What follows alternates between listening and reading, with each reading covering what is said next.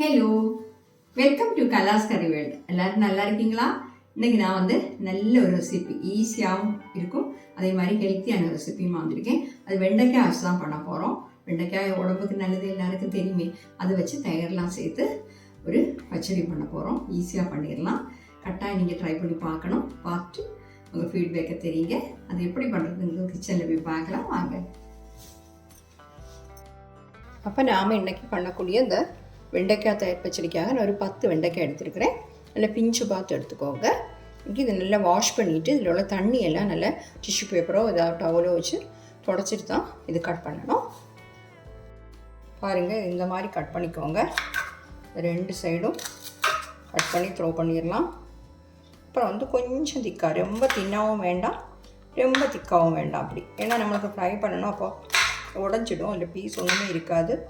அதனால தான் அப்படி சொல்கிறேன்.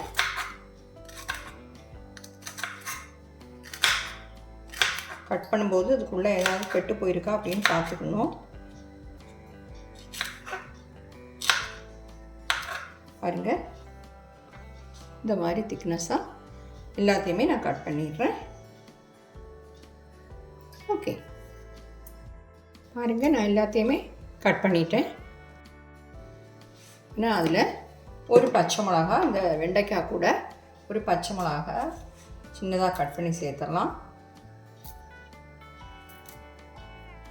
அது வந்து ஃப்ரை பண்ணும்போது நல்ல ஒரு ஃப்ளேவராக இருக்கும் இந்த பச்சை மிளகா சேர்க்கும்போது. ஓகே, அதுக்கு நாம் கொஞ்சம் தேங்காய் அரைச்சிக்கணும்.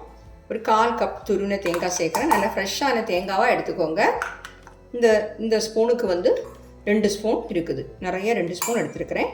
1/4 கப் இருந்தது. இப்போ இது கூட நம்ம வந்து ஒரு பச்சை மிளகா சேர்த்துடலாம். ஒரு பச்சை மிளகா கட் பண்ணி போட்டிருக்கிறோம், ஆனால் ஒரு பச்சை மிளகா சேர்த்துக்கிறேன். கொஞ்சமாக கடுகு சேர்த்துடலாம். ஒரு 1/4 டீஸ்பூன் கடுகு சேர்த்துடலாம். சேர்த்துட்டு நம்ம கொஞ்சமாக தண்ணி விட்டு நல்லா அரைச்சிடலாம். இதில் வந்து சீரகம் வேணால் ஒரு 1/4 டீஸ்பூன் சேர்த்துக்கலாம். ஆனால் நான் இப்போ சேர்க்கலை. ஏன்னா சிலவங்களுக்கு வந்து அந்த சீரகத்தோட இது பிடிக்கலைன்னா அதை அவாய்ட் பண்ணலாம். இப்போ பாருங்கள், நான் அதை அரைச்சி வச்சுருக்கிறேன். இப்போ நான் ஒரு பேனில் ஆயில் சூடு பண்ண வச்சுருந்தேன். சூடாகிடுச்சு. இந்த வெண்டைக்காய் சேர்த்துடலாம். நான் வந்து ரொம்ப டீப் ஃப்ரை பண்ணுற மாதிரி நிறைய ஆயிலெலாம் சேர்க்கலை. இதிலேயே ஃப்ரை ஆகி கிடச்சிடும். கொஞ்சமாக சால்ட் சேர்த்துக்கலாம். வெண்டைக்காய்க்கு தகுந்த மாதிரி கொஞ்சமாக சால்ட், ஒரு 1/4 டீஸ்பூன் தான் சேர்த்துருக்கிறேன்.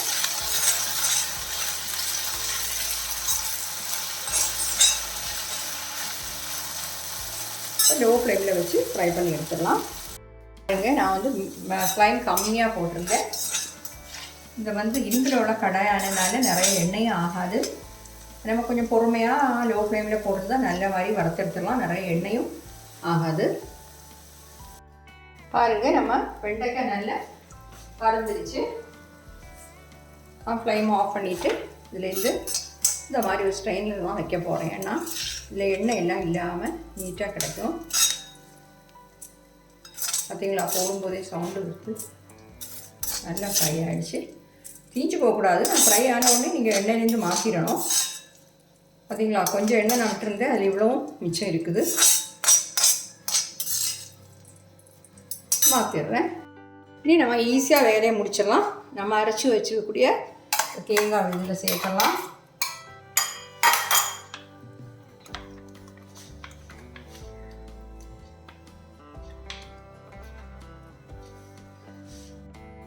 இதோட நாம் இப்போ தயிர் வந்து ஒரு 1/2 கப் எடுத்துருக்கிறேன்.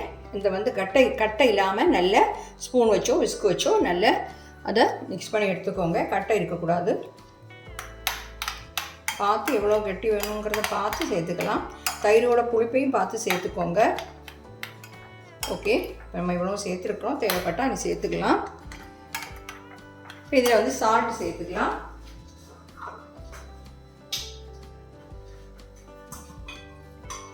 சால்ட் வந்து கொஞ்சமாக சேர்த்துக்கலாம். நம்ம இந்த வெண்டைக்காய் ஃப்ரை பண்ணும்போது சால்ட்டு சேர்த்துருந்தோம், அதனால் கொஞ்சமாக சேர்த்துட்டு பார்த்துட்டு வேணால் அப்புறமா சேர்த்துக்கலாம். ஓகே, இதில் வந்து நம்ம ஃப்ரை பண்ணி வச்சுக்கக்கூடிய வெண்டைக்காவை சேர்த்துடலாம்.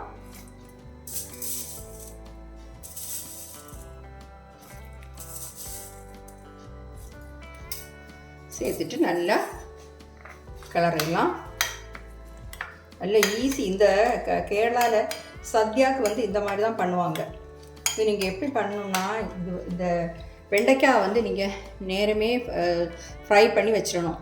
அது ஒன்றும் கெட்டு போகாது. வச்சுட்டு அதுக்கப்புறம் நீங்கள் ஆஃபீஸுக்கெல்லாம் போகிறவங்க, ரொம்ப அவசரமாக வேலை பண்ணுறவங்கன்னா இந்த மாதிரி கொஞ்சம் தேங்காய் அரைச்சி தயிர் சேர்த்து அந்த ஃப்ரை பண்ணி வச்சுருக்கக்கூடிய வெண்டைக்காவை அதில் போட்டால் போதும், வேலை முடிஞ்சுது.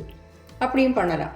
இது வந்து சர்வ் பண்ணக்கூடிய டைமில் இந்த வெண்டைக்காவை நீங்கள் இந்த ஃப்ரை பண்ண வெண்டைக்காவை சேர்த்தீங்கன்னா அது சாப்பிடும்போது இன்னும் கொஞ்சம் டேஸ்ட்டாக இருக்கும். நேரமே சேர்த்து வைக்கிறத விட அப்படி சேர்த்துக்கலாம். ஓகே, இதில் வந்து நம்ம தாளிச்சு கொட்டணும். சால்ட் செக் பண்ணிடலாம். அது இவ்வளோ போதும் நம்மளுக்கு கன்சிஸ்டன்சி. நம்ம வந்து பிளேட்டில் வைக்கும்போது கொஞ்சம் இருக்கணும், அது ஓடி போகாமல் அப்படி இருக்கணும்.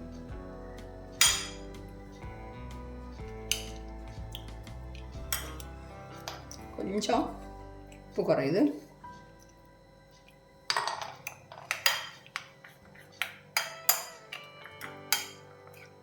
நான் 1/2 கப் தயிர் எடுத்தது எனக்கு ஆகலை. இதுக்கு கொஞ்சம் மீதி வந்திருக்கு. இது புளிப்பு வந்து கரெக்டாக இருக்குது இந்த தயிர். நீங்கள் புளிப்பை பார்த்து சேர்த்துக்கோங்க. புளிப்பில்லாத தயிர் தான் நல்லது. இதில் வந்து நம்ம தாளித்து வச்சுருக்கக்கூடிய மிளகு, கடுகு, கருவேப்பிலை இதை போட்டு ரெடி பண்ணி வச்சுருக்கேன். அதையும் சேர்த்துடலாம். பாருங்க, நம்ம வெண்டைக்காய் தயிர் பச்சடி சூப்பராக ரெடி ஆகிடுச்சு. நீங்கள் எல்லாருமே இதை ட்ரை பண்ணி பார்க்கணும். பார்த்துட்டு உங்கள் ஃபீட்பேக்கை தெரிவிக்கணும். இன்னும் கொஞ்சம் உங்களுக்கு கெட்டியாக வேணும்னா நீங்கள் தயிர் பார்த்து சேர்த்துக்கோங்க. இல்லைன்னா உங்களுக்கு தேங்காய் வேணால் கொஞ்சம் கூட அரைச்சி போடவும் செய்யலாம். இது கரெக்டாக தான் இருக்கும். இப்படி எடுத்து வைக்கும்போது கரெக்டாக இருக்கும் பச்சடி. Okay, thank you.